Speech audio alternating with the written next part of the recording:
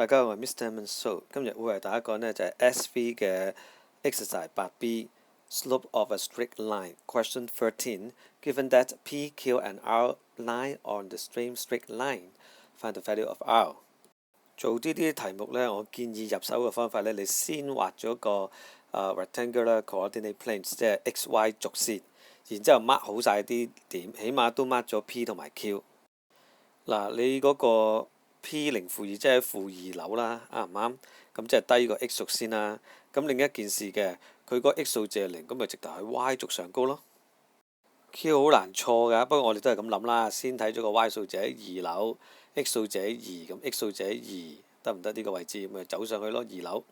話明啲兩點呢，佢係 line on the same straight line，咪就畫翻條直線俾人睇咯，係咪？咁至於另外個 R 喺10樓咪高啲，咪整個 R 俾佢嘆下咯。畫完出嚟睇係最好㗎啦。咁啊，3條線喺同一條斜率上高 ，OK， 咁佢斜率一定係相等㗎。兩個斜率相等，大家都有啲嘢要留意喎。譬如話，我習慣咗將含有代數嗰一點呢就擺喺前邊啦，因為我唔想有咩減 R 嘅情況出現啊嘛。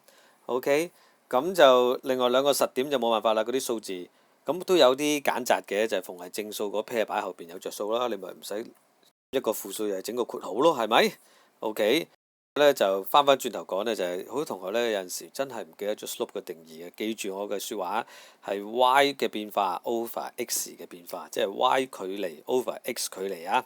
好啦，咁啊睇下點計咯。